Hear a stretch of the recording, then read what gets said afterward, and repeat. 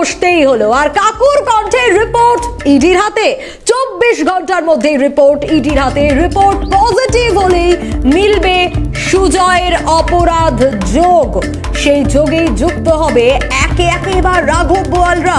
খুব কাছাকাছি কি এসে গেছে ইডি, কারণ এই কণ্ঠস্বর নমুনা পরীক্ষার রিপোর্ট যদি পজিটিভ আসে তাহলেই এবার জালে একে একে রাঘব বোয়ালরা ধরা পড়বে। এই গোটা বিষয় নিয়েই আমরা অবশ্যই আরো আপডেট আপনাদের দেওয়ার চেষ্টা করব। সরাসরি আমাদের নিউজ স্টুডিও 2তে আমরা নজর রাখার চেষ্টা করব। সেখান থেকে আমাদের চিফ রিপোর্টার সত্যজিৎ রয়েছেন আমাদের সঙ্গে। সত্যজিৎ, কাকুকে তো পরীক্ষায় বসতেই হলো, এত টাল বাহানা দেখা গেল। প্রথমত যেখানে জোকাই এসআই ফিট বলছিল সেখানে এসএসকেএম আনফিট বলেই এসেছে। কাকু এতটাই অসুস্থ দেখিয়ে এসেছে, বেড দখলের অভিযোগ রয়েছে। কিন্তু যে প্রশ্নটা, এই 24 ঘন্টার মধ্যে রিপোর্ট পজিটিভ চলে আসার পর একে একে তো রাঘব বোয়ালরা ধরা পড়বে যে কারা আসলে যুক্ত রয়েছে। তাহলে কি হিসেব বলছে ইডি অনেকটা কাছাকাছি এসে গিয়েছে? সোনিয়া, আমরা যে ছবিটা দেখাবো দর্শকদের, যে তথ্যটা দেবো সেটা হলো যে কোন রুটে এবার এনফোর্সমেন্ট ডিরেক্টরেট খুব দ্রুত গতিতে এগিয়ে যাবে বা যেতে পারে যে সম্ভাবনা তৈরি হয়েছে। তার কারণ হচ্ছে যে এই ধরনের ভয়েস স্যাম্পল টেস্টের ক্ষেত্রে রিপোর্ট আসার সময়টা হয় 24 ঘন্টা থেকে 72 ঘন্টার মধ্যে। কিন্তু যে দ্রুত গতিতে, কার্যত ভীম গতিতে রিপোর্ট পৌঁছে গেল, তাতে বোঝা যাচ্ছে যে এনফোর্সমেন্ট ডিরেক্টরেট একেবারে মানে কোমরে গামছা বেঁধে তারা নেমে পড়েছে মার্কেটে এবং দ্রুত গতি সম্পন্ন হতে চাইছে। এই ছবিটা কার্যত পরিষ্কার, এখনও এ ব্যাপারে কারো কোনো সংশয় অন্তত হওয়ার কথা নয়। এবং যেভাবে হতে পারে, তুমি জানো যে প্রায় 4.5 মাস ধরে কাকু তিনি কণ্ঠ দেবেন কিনা, কতটুকু দেবেন, আদৌ দেবেন কিনা তা নিয়ে বিভিন্ন বিস্তর জলঘোলা হয়েছে, মামলা মোকদ্দমা হয়েছে। শেষ পর্যন্ত গতকাল মানে গভীর রাত থেকে যে ছবি আমরা ক্রমশ পরিষ্কার হতে দেখলাম যে একেবারে তাকে তুলে নিয়ে এসে কার্যত এবং এসএসকেএম থেকে নিয়ে এসে তাকে এএসআই জোগাতে তার কণ্ঠ পরীক্ষা হলো। এবং এই কণ্ঠ পরীক্ষা, এই যে পদ্ধতিটা, এখানে একটা জিনিস বলে রাখা প্রয়োজন যে নার্কো টেস্ট করতে গেলে পার্সোনাল যে ব্যক্তিগত কনসেন্টের বা সম্মতির প্রয়োজন হয়, কিন্তু বিভিন্ন সূত্র অনুযায়ী যেটা জানা যাচ্ছে যে ভয়েস স্যাম্পল টেস্টের ক্ষেত্রে এ ধরনের কোনো প্রয়োজনীয়তা অর্থাৎ পার্সোনাল কনসেন্ট লাগে না। সেটা যদি প্রমাণ করতে পারে তদন্তকারী সংস্থা যে এই তদন্তের জন্য ওই ভয়েসটি প্রয়োজন, তারা তা সংগ্রহ করতে পারেন, এমনটাই আইন রয়েছে বলে জানা যাচ্ছে। এবং সেক্ষেত্রে ইতিমধ্যেই সুজয় কৃষ্ণভদ্রের ভয়েস স্যাম্পল টেস্ট পেয়ে গেছেন, রিপোর্ট চলে এসছে, জমা পড়ে গেছে। কি হতে পারে এবার প্রশ্ন, সোনিয়া, কি হতে পারে, কোন দিকে গোটা ব্যাপারটা যেতে পারে, এটা খুব গুরুত্বপূর্ণ। তার কারণ হচ্ছে যে এই ভয়েস স্যাম্পেলের যে তথ্য যদি গলার সঙ্গে গলা মিলে যায় তাহলেই বিপত্তি হবে। কারণ কাকু যে সংস্থার চিফ অপারেটিং অফিসার হয়ে বসে রয়েছেন, সেই সংস্থায় তিনি কার নির্দেশে এই গোটা প্রক্রিয়াটা তিনি ঘটিয়েছেন, এই প্রশ্ন উঠতে বাধ্য। এবং তখনই অন্তরালে থাকা যারা প্রভাবশালী রয়েছেন তাদের নাম আসবে একে একে। এবং এনফোর্সমেন্ট ডাইরেক্টরেট সূত্রে যে তথ্য আমরা পাচ্ছি যে কাকুর গলা মিলে যাওয়ার পরই কাকুকে কনস্পিরেটর অর্থাৎ ষড়যন্ত্রকারী হিসেবেও সামনে আসতে চলেছেন তিনি। তার কারণ ষড়যন্ত্রের কারণ ইতিমধ্যে আর্থিক লেনদেনের বিষয়টা তো সামনে এসে গেছে, কিন্তু ষড়যন্ত্র কারা করেছিলেন, কারা নিয়োগ দুর্নীতি হবে তার ব্লুপ্রিন্ট রচনা করেছিলেন, সেই নামে সবার প্রথমে মাস্টারমাইন্ড হিসেবে। এই জায়গা থেকে তোমার কাছে আসবো, একটু সঙ্গে থাকো, কারণ একদিকে যখন নিয়োগ দুর্নীতি নিয়ে তোলপাড় হচ্ছে চারিদিক, ঠিক সেই সময় আজও আপার প্রাইমারি চাকরি প্রার্থীরা তারা রীতিমতো নিয়োগের দাবিতে আন্দোলন করছে, বিক্ষোভ করছে। বারবার সেই ছবি সামনে এসেছে আজ তাদের এই অভিযান, এবং সেখানেও বারবার এই রাজ্যে যে ছবিটা দেখা গেছে, আন্দোলন হলেই সেখানে আটকানো হয়। আজকেও তাই। দেখুন কিভাবে প্রবল ধস্তাধস্তি পুলিশের সঙ্গে চাকরি প্রার্থীদের। কি কারণে তারা তাদের এই অভিযান করছে? হকের চাকরিটা পাওয়ার জন্য, যাতে এত কষ্ট করে পড়াশোনা শেখার পরেও তারা চাকরি পায়নি, পরীক্ষা দিয়ে প্যানেলের নাম থাকা সত্ত্বেও বহু চাকরি প্রার্থী তারা বসেছে রাস্তায়। আজ আপার প্রাইমারি চাকরি প্রার্থীদের এই অবস্থা। আজও তারা চাইতে গেছিল, নিয়োগ কবে জানতে গেছিল, তাতে এই পরিস্থিতি। দেখুন, আগে ছবি দেখাই, দেখুন ছবি।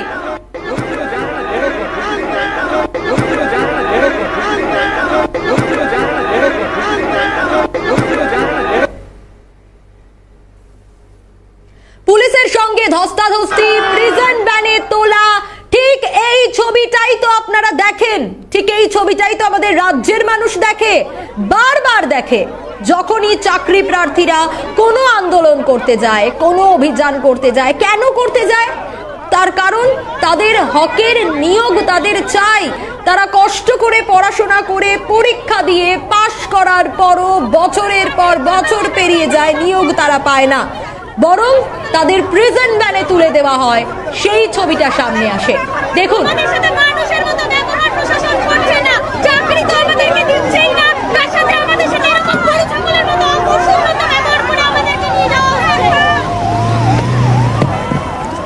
দেখুন কি বললেন এই চাকরি প্রার্থী, হবু শিক্ষকেরা সমাজের, তাদের সাথে মানুষের মতো ব্যবহার করছে না প্রশাসন। অভিযোগ করছেন তারা, চাকরিটা তো দিচ্ছেনই না, মানুষের মতো ব্যবহারটুকুও করছেন না। ধর্মতলায় অবস্থান, সেই অবস্থানে পুলিশি বাধা। আচ্ছা কেন বারবার এই ছবিটা দেখতে হবে? পুলিশের সঙ্গে ধস্তাধস্তির এই ছবিটা দেখতে হবে, রাজপথে চাকরি প্রার্থীদের এই মহা মিছিল, আর সেখানেও ধুমধুমার পরিস্থিতি। একটা জায়গাতেও শান্তি মতো তাদের অভিযান করতে দেওয়া হয়েছে, তাদের আন্দোলন শোনা হয়েছে। এই ছবিটা কতটা দেখা গেছে এই নিয়ে অনেক দ্বন্দ্ব রয়েছে। এবং আজ ধর্মতলায় অবস্থানে পুলিশি বাধা, বারবার এই ছবিটাই সামনে এসছে। কোনো আন্দোলন, কোনো অভিযানে পুলিশের সঙ্গে ধস্তাধস্তি, কখনো গ্রেপ্তার করা হয়েছে চাকরি প্রার্থীদের, কখনো বা প্রিজন ভ্যানে তোলা হয়েছে, আটক করা হয়েছে, কিন্তু কণ্ঠ রোধ করার চেষ্টা। পুলিশের কেন এই রকম ব্যবহার, এই প্রশ্ন চাকরি প্রার্থীরা তুলছেন। বলছেন হকের নিয়োগ তো দিচ্ছেনই না, বরং দুর্ব্যবহারের অভিযোগ উঠে আসছে পুলিশের বিরুদ্ধে। মানুষের মতো ব্যবহার করছে না প্রশাসন, সেই অভিযোগ তুলছেন এই চাকরি প্রার্থীরা।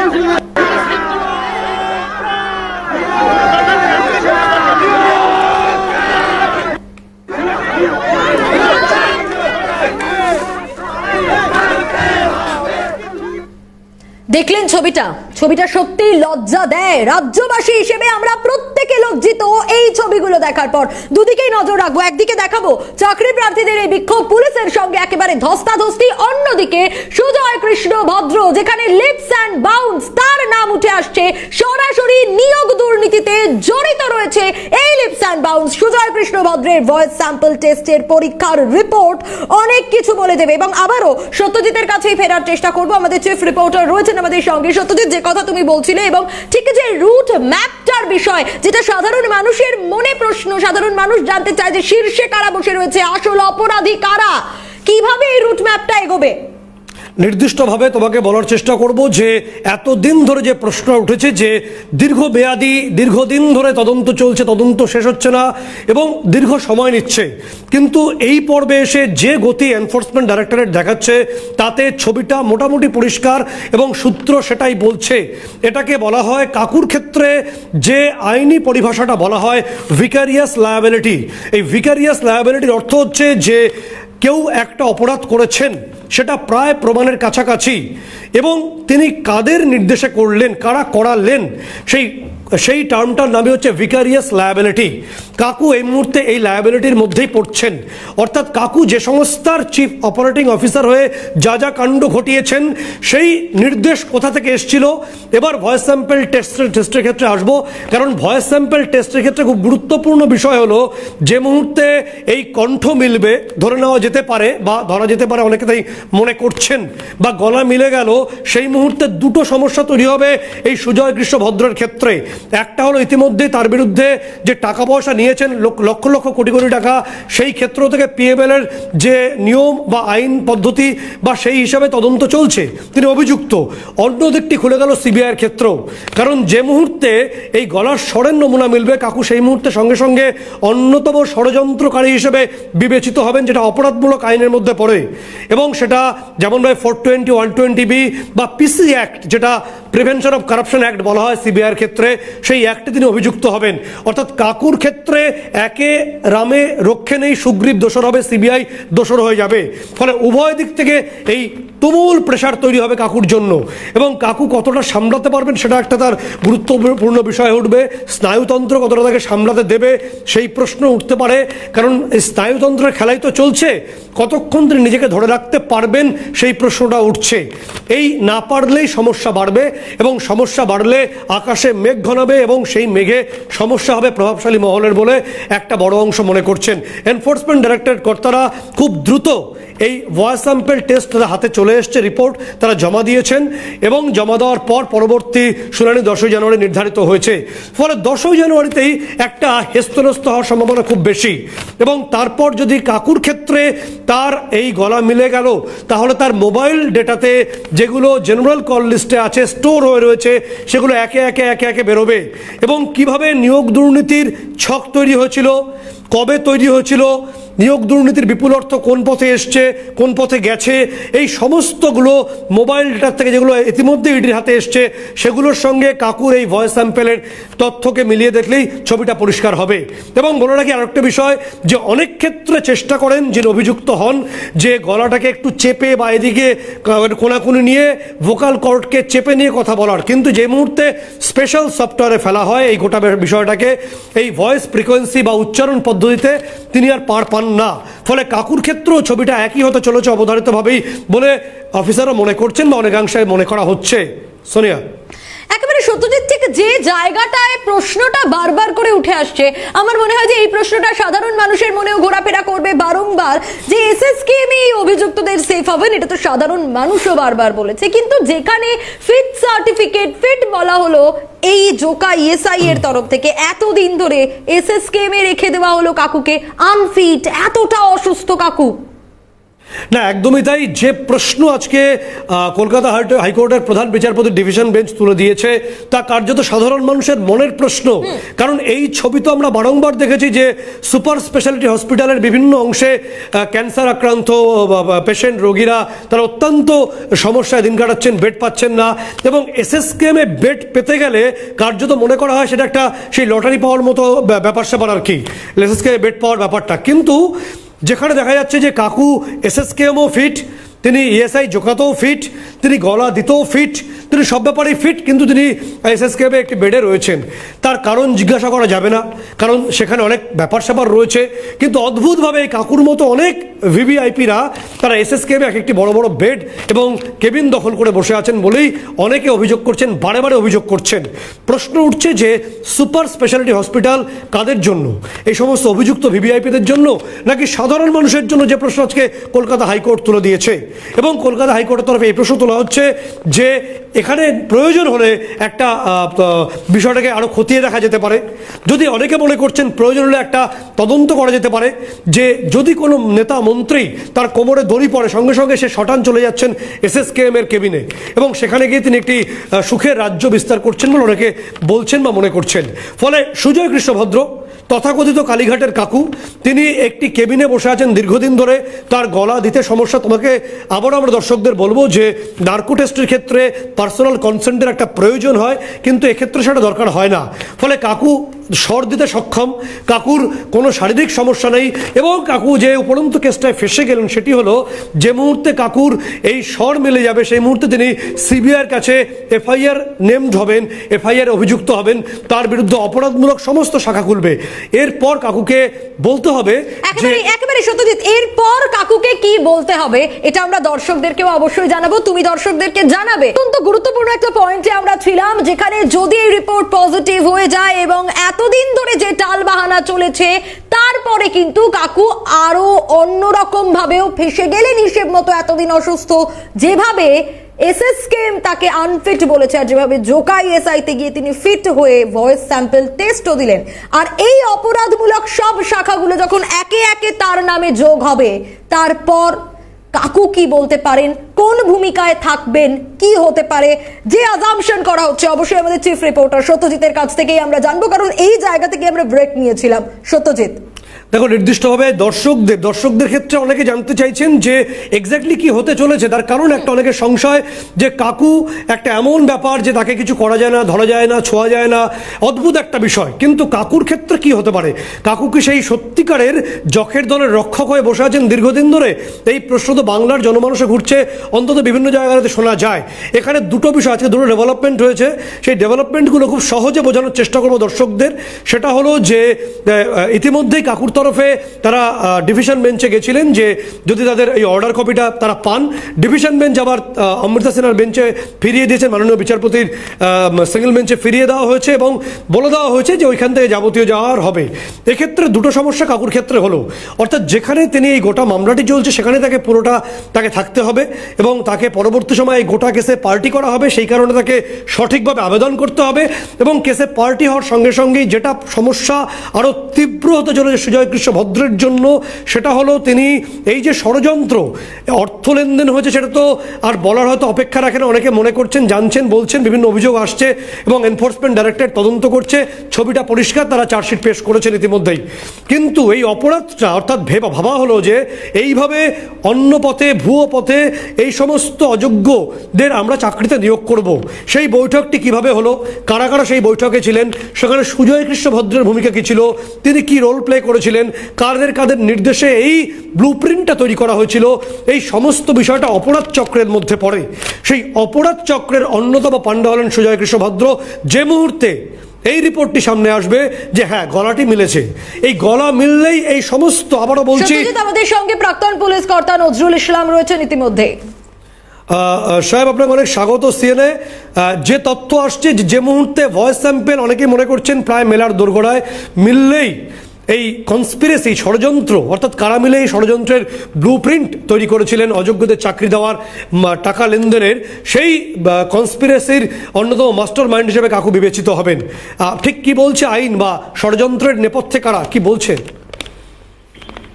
দেখুন, এইটুকু বলতে পারি যে কাকুর কণ্ঠস্বর যদি মিলে যায় তাহলে কাকু যাদের সঙ্গে কথা বলছেন তাদের কণ্ঠস্বর তখন মেলানোর দরকার হবে। এই জন্য বলছি যে তদন্তকারী সংস্থার লোকেরা তো ধারণা করছেন যে এটা কাকুরই কণ্ঠস্বর বা অন্য যার সঙ্গে কথা বলছেন সেটা তার কণ্ঠস্বর, কিন্তু কোর্টে গ্রাহ্য হতে হলে এক্সপার্টের ওপিনিয়ন লাগে। তো কাকুরটা যখনই মিলে গেল তখন তিনি যার সঙ্গে কথা বলছেন তার কণ্ঠস্বর দিয়ে পরীক্ষা করলে সেটা যদি মিলে যায় তাহলে এটা কোর্টে প্রমাণ হিসেবে গ্রাহ্য হবে এবং সেখানে প্রভাবশালী লোক হোক, মাথা হোক, পা হোক, যেই হোক, তার বিরুদ্ধে প্রমাণ জোগাড় হবে। বলুন। একদম আপনি যে তথ্য দিচ্ছেন সঠিক। এবং আমি একটা বিষয় আপনাকে সাহেব জিজ্ঞেস করব যে মোবাইলগুলো কাকুর, যেগুলো ইতিমধ্যে এনফোর্সমেন্ট ডাইরেক্টরের হাতে রয়েছে, সেখানকার যে জেনারেল কল লিস্ট, সেই কলের রেকর্ডস ইতিমধ্যেই প্রচুর নির্দেশ, কাকু বিভিন্ন লোককে নির্দেশ দিচ্ছেন, এটা করো, সেটা করো, ওটা করো, ওভাবে তুমি টাকা নিয়ে এসো, নির্দেশের কথা ইতিমধ্যেই ইডি সূত্রে আমরা জানতে পারছি। সেক্ষেত্রে এই নির্দেশ তিনি কাদের নির্দেশের ভিত্তিতে দিয়েছিলেন সেই তথ্য তো নিশ্চয়ই জানতে চাওয়া হবে সাহেব। না, সেটা প্রথমত কাকুর কণ্ঠস্বর মিলে গেলে কাকুর বলতে পারবো না যে আমি এগুলো বলিনি। দ্বিতীয়ত যাকে বলেছে তার কাছে তদন্তকারী সংস্থা যেতে পারবে, দরকার হলে তার কণ্ঠস্বর পরীক্ষা করাতে পারবে এবং তাদের বিরুদ্ধে প্রমাণটা জোগাড় হয়ে যাবে এবং তাদের সাজার ব্যবস্থা হতে পারবে যদি তারা কেসটা ভালোভাবে সাজায়। হ্যাঁ, ঠিক এই জায়গা থেকে বলবো যে ভিকারিয়াস লায়াবিলিটি যেটাকে বলা হয়, অর্থাৎ কর্তার ইচ্ছায় কর্ম হয়েছে, সেই ভিকারিয়াস লায়াবিলিটির মধ্যে তো কাকু পড়তে চলেছেন বলে আগাম একটা তথ্য আসছেই, তাই কি? না, ভাইকারিয়াস লায়াবিলিটি অন্য জিনিস। যে ধরুন আমি একজনকে বললাম যে যা তুই খুন করে চলে আয়, আমার কথা শুনে সে খুন করে চলে আসলো, সেটা। আর এখানে তো কথা বলছে এটা করা হোক, এরা কনস্পিরেসি কি আসবে, ভাইকারিয়াস লায়াবিলিটি যেতে হবে কেন? ঠিক তারা একটা ষড়যন্ত্র করে কাজ করছে, ক্রিমিনাল কনস্পিরেসি চলে আসবে। অর্থাৎ মূল ষড়যন্ত্রের অন্যতম মাস্টার মাইন্ড কারাই এই প্রশ্ন এখন সামনে আসবে, তাই তো? সেটা কাকু সর্বোচ্চ ষড়যন্ত্রকারী না কাকুর উপরেও আছে, সে ব্যাপারগুলো পরিষ্কার হয়ে যাবে। ঠিক, অনেক ধন্যবাদ। আমাদের সঙ্গে ছিলেন প্রাক্তন পুলিশ কর্তা নজরুল ইসলাম সাহেব, আমাদের সঙ্গে ছিলেন। একটা প্রশ্ন উঠে গেল সোনিয়া, যে কাকুর মাথার উপর আর কে কে আছেন, একেবারে অন্য কোন সত্যজিৎ, মাথাগুলো আছে? এই বিষয়টাই সাধারণ মানুষও জানতে চায় যে কাকুর মাথার উপর আসলে কারা আছে, কারদের নির্দেশে বা কার নির্দেশে এই কাকু এই সব করেছিল।